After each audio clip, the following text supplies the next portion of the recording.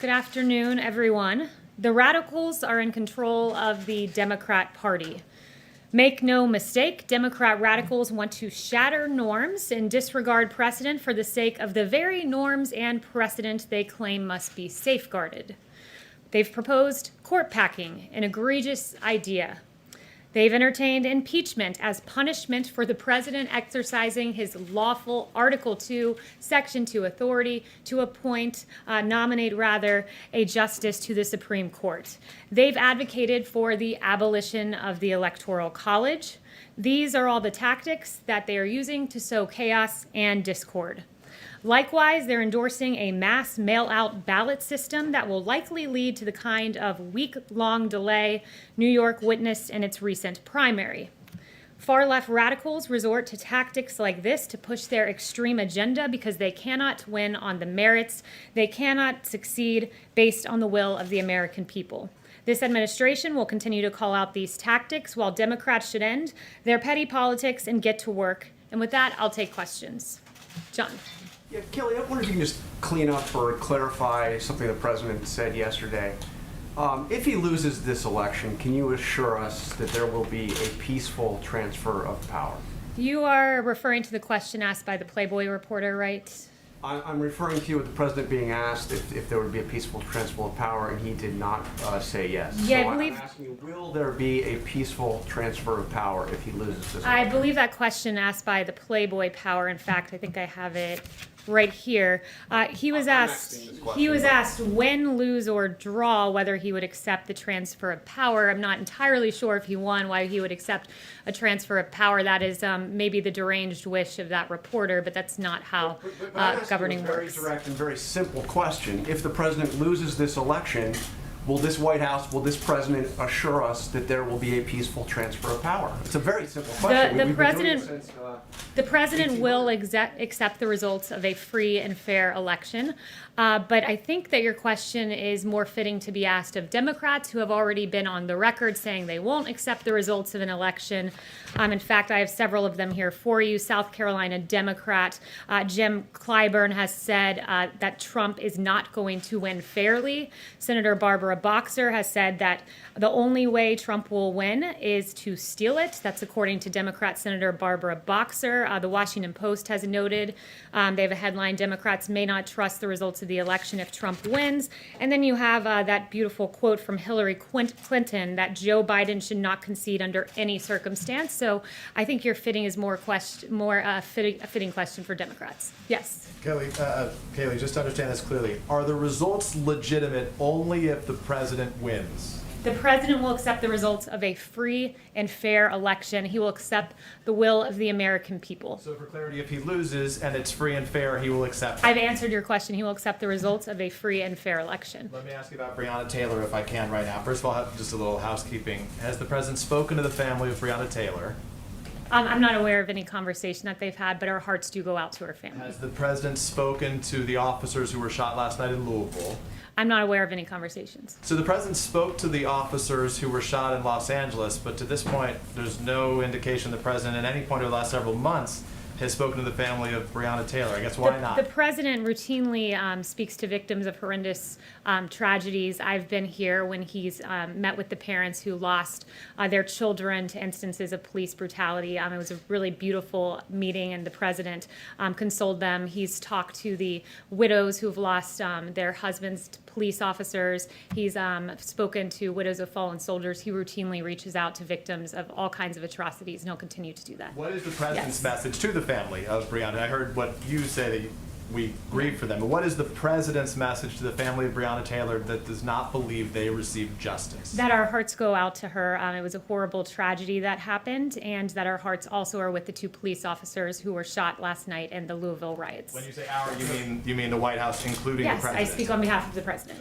Yes. His thoughts go out. I am the president's spokesperson. I speak on his behalf, Well, Peter. In fact, one of the aides just said that the Ben, president go was his ahead. own spokesperson, which is why I asked. But go ahead. So Kayleigh, yesterday when the president said, get rid of the ballots, there won't be a transfer, frankly, there'll be a continuation. Which particular ballots is he talking about wanting to get rid of, and why does he think that would help him get elected?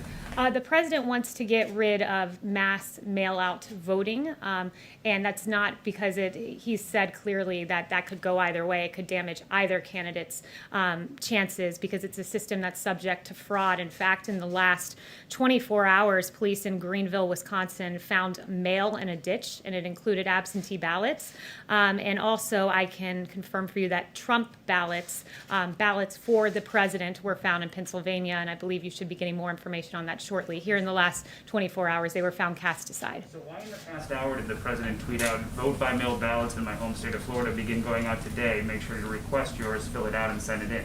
The president has always made the distinction that absentee ballots, where you go through a process where you request a ballot and you mail that in, that is a system that works, but a system where you mass mail out to voter rolls, which are not kept and maintained, where in Los Angeles County, for instance, you have 120% of the county enrolled. That system is untenable. It doesn't work. It leads to what we saw in Nevada, where there were ballots languishing in trash cans and pinned to apartment boards. Okay, and finally, today FBI Director Wray testified on the Hill that he has not seen historically any kind of coordinated national voter fraud effort in a major election, whether it's by mail or otherwise. So if the president's own FBI director says this isn't a problem, why does the president keep saying it is? Well, as Attorney General Barr has said, we've never had an election where we've done mass mail-out voting like this before. I would point you to a bipartisan study done by none other than Jimmy Carter, who said that these mail-in votes remain the largest source of potential fraud. And he even cited an example of a 1997 Miami mayor election that resulted in 36 arrests for absentee ballot fraud. That election had to be rerun and the results were reversed. That is an example from 1997, but there are many others like Patterson, New Jersey, where 4 men were charged with voting fraud recently. 4 more men were charged in California, and there's a ton of examples. I could get you an encyclopedia of fraudulent examples we've had. These ballots are going out. If the president does win, will he still think it was rigged and fraudulent? I've already answered this question. Yes. Kayleigh, the president's niece filed a lawsuit in New York State Court today alleging that the president and 2 of his siblings had cheated her out of millions and squeezed her out of the family business, and we were hoping to get reaction from the White House. Yeah, the only fraud committed there was Mary Trump recording one of her relatives, and she's really discredited herself. Yes. Kayleigh, on TikTok, we know that the CFIUS negotiations are continuing. Can you say, has the president been briefed in the last couple days about how the CFIUS negotiations are going? Do you know when those negotiations will end? Yeah, not that I'm not aware of his briefing schedule with regard to TikTok, but what I can say is what the president has said, which is that any deal has to be 100% as far as national security is concerned. And I'd refer you to his comments as well as of those from the Department of Treasury for any further specifics. I'd refer you there. Yes, Jeff. Thank you, Kayleigh. The president suggested yesterday that he might overrule stricter standards at the FDA on the coronavirus vaccine. Why would the president not want strict standards for a vaccine on the coronavirus?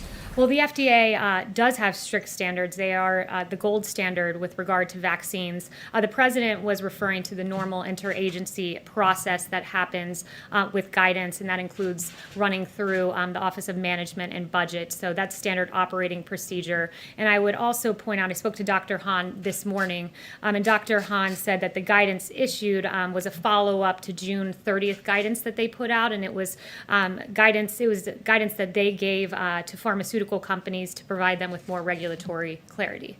Yes. Kayleigh, the White House is describing this healthcare event today as a chance for the president to outline his vision. Is that something less than his plan? And just a second part of that, does the White House think that it can address the country's challenges with healthcare solely through executive action?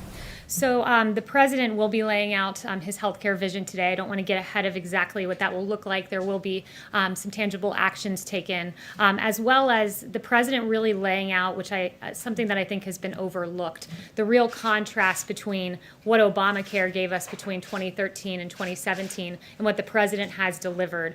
And I think we have a graphic to that effect. I'm not sure if they were able to put it together in time.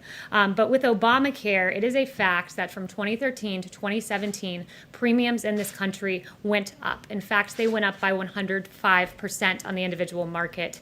And you contrast that with President Trump, what he's managed to do by rolling back a lot of Obamacare. And we've seen premiums on the individual market go down. Same for Medicare Part D and Medicare Advantage, the polar opposite of what happened with Obamacare, where those premiums went up. So premiums have come down under this president. Drug prices have come down under President Obama. Drug prices were up 15%. Under President Trump, they came down for the first time in 50 years. And then finally, under Obamacare, you had choice that went down. 1/3 of counties had only one insurer in the individual market.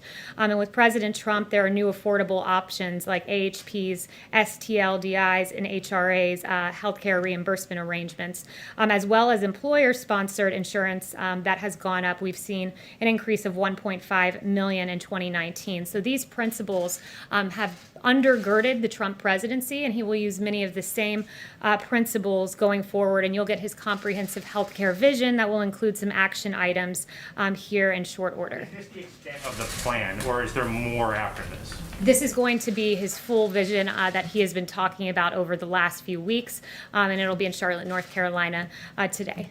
Yes. Thanks so much, Kayleigh. I wanted to ask about the Supreme Court considerations.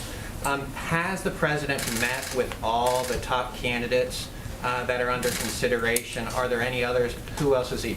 Are there any others that he still plans to meet with? Judge Lagoa, for example, does he still plan to meet with Judge Lagoa? So I'm not going to get into the president's private meetings with these candidates. He's noted that there are 5 he's considering. They all fall in the same mold as textualists, originalists, Constitution-abiding judges. On another note, today at the Supreme Court, when the president approached, was paying his respects to Justice Ginsburg, there were some people in the crowd that started to chant to respect her wishes, to uphold her wishes. Do you have some thoughts on those chants, which also, included vote him out? Yeah, I think the chants were appalling, but certainly to be expected when you're in the heart of the swamp. I travel with the president all across the country, Pennsylvania, North Carolina, Florida, Nevada, and everywhere we go, the streets are lined with support, like I don't think any other president has had previously. But with regard to precedent, as I've noted before, 29 times has an appointment been made in an election year, 29 times, and that was all 29 times when there was a vacancy at hand. So the precedent is very much on our side here. And I would also note the hypocrisy of Democrats. Joe Biden saying, I would go forward with the confirmation process as chairman even a few months before an election. Barack Obama saying, fill the Supreme Court vacancy when it was his tenure. And you had Kamala Harris saying as well that Senate GOP is holding SCOTUS hostage for political gain. Join me in calling them to consider President Obama's nominee. So they've really flipped here because the precedent is on our side and their hypocrisy is on full display. Yes. The former number 2 of the Joint Chiefs of Staff, Paul Selva, who served under President Trump, he and 500 other national security and military leaders, they endorsed Joe Biden today. Do you guys have a comment on that, given that it doesn't seem like Jim Mattis and Joe Dunford, who also served under the president, are rushing to support him this election? Yeah, I think the president's record speaks for itself. Our military men and women, our veterans, love this president for a very distinct reason. Under Obama-Biden, sequestration really gutted our military. You had the Navy at its smallest point ever, and the other military branches were absolutely gutted. Then you had President Trump, who came in and secured a record amount of funding for our military and our Department of Defense and built up our military. When it comes to veterans, the appalling way that our veterans were treated at the VA. Under Obama-Biden, there was an IG report that as many as 300,000 veterans, think about that, 300,000 veterans could have died waiting for care. This president came in, put in the VA Missions Act, secured real choice and options for our veterans, and that's the reason that the military and our veterans love this president. But why is Selva endorsing Joe I Biden? can't speak to one person's reasoning, but this president, when you look at what he's done, bringing our troops home and all he's done in aggregate, the rank and file in this military love this president. Yes. Thanks, Kayleigh. 2 quick follow-ups on what's been discussed earlier. Does the president still have confidence in the FDA commissioner based on his comments yesterday? There are no changes. Dr. Hahn is FDA commissioner, so yes. And then to follow up, you said that you thought the chants outside the Supreme Court this morning were appalling. Is there any issue with people peaceably demonstrating and chanting at the president? No, of course, everyone has a First Amendment in this country, but I thought it was an appalling and disrespectful thing to do as the president honored Justice Ginsburg. Yes. What was the emergency call the president left yesterday's briefing to take? I'm not going to get into a readout of the president's calls, but he regularly takes very important phone calls. Yes. Deborah. Kayleigh, what is the likelihood that Sudan will be the next country to recognize Israel? And are there any new developments that you're expecting after the Emirates and Bahrain recognized Israel? So the president has noted that there are several other countries that want to make agreements of this sort. I won't confirm exactly which country will be next, but rest assured the world has looked at what this president did. Historic agreements between the UAE and Israel and Bahrain, and you see deals like you haven't seen in a quarter of a century. It was 26 years between the second and the third deal, and just 29 days between the third and the fourth. This president's the only president to have overseen the normalization of relations between Israel and two Middle East countries. To have two on his watch is a really big deal, and no wonder two Nobel Peace Prize nominations as well. Yes, Lily. Yeah, thank you. What's the status of coronavirus vaccination this year? Do you expect this to be available before Christmas? We do expect to have a vaccine by the end of the year. That has always been the goal, and we are still on track for that. It's very important that what the president has done with regard to commercial level manufacturing. As Dr. Salawi told me, the fact that you have scaled up to manufacture these vaccines in advance is something that this president has done because he's a businessman and thinks through exactly how to get a safe and effective vaccine delivered at record speed, and part of that has entailed manufacturing in advance. And to do this, it normally takes years to scale up to commercial level production, but this president has done it in just a few short months. And if we have this vaccine by the end of the year, it will be the fastest pace for a vaccine for a novel pathogen in history. Yes. Thank you, Kayleigh. I wanted to go back to mail-in voting for just a bit. Right now, 5 states conduct elections entirely by mail-in prior to the pandemic with no cases or no major cases of fraud. Does that success not give the president confidence in mail-in voting? So those states have had time and a history of doing having a workable system, and one that has been done for many years, for many election cycles, to move the entire country to mass mail-in voting all at once and have an entirely new system, and do that in just a few short months is an untenable and an unworkable proposition, and one that has shown to not work well at all, especially when you look at the disenfranchisement, which I think is really troubling when it comes to mass mail-in voting. In 2016, you had 1% of ballots thrown out, absentee ballots, that amounted to 319,000 votes thrown out. And if you have the entirety of the country voting by mail, you can imagine that number would be many folds higher than that. And you look just in the primary, where you've seen states try to move to this mass mail-in system. There were 100,000 ballots rejected in California, in New York City. 1 in 5 mail-in ballots were rejected. And as a former DOJ voting rights official said, it's nuts. That is just way too high when 1 in 5 voters, because of mass mail-in voting, have their ballots thrown out. You said it's the whole Yes. country, obviously it's only Chanel. states though, right? Thank you, Kayleigh. Yesterday, the Senate released an 87-page report on Hunter Biden and Joe Biden's dealings across the border with Ukraine and with Russia. Specifically, it showed Hunter Biden supporting Russian prostitution, human trafficking, and receiving $3.5 million from Moscow. The question to you is, does the White House have any intention of helping the DOJ should an investigation be opened up on the Bidens? And number 2, do you have a response to Rudy Giuliani yesterday telling us that this should immediately disqualify Joe Biden from his candidacy? Yeah, that was a very troubling report. I'll leave it to the DOJ as to how they move forward. But I mean, I think this New York Post cover says it all. I heard so much about Russia collusion, but it appears the only collusion going on was between Hunter Biden, as he accepted $3.5 million from the wife of the Moscow mayor. Very troubling indeed. And in addition to that, Ukraine money as well. And it's good that the Senate looked into that. But finally, I would like to note the situation in Louisville, Kentucky last night. There were reports of vandalism. There were nearly 100 arrests, and the Trump administration urges calm and reminds those who wish to have their voices heard to do so peacefully. You have a right to peaceful protest as outlined in the First Amendment. And the Attorney General Daniel Cameron said, if we simply act on emotion or outrage, there is no justice.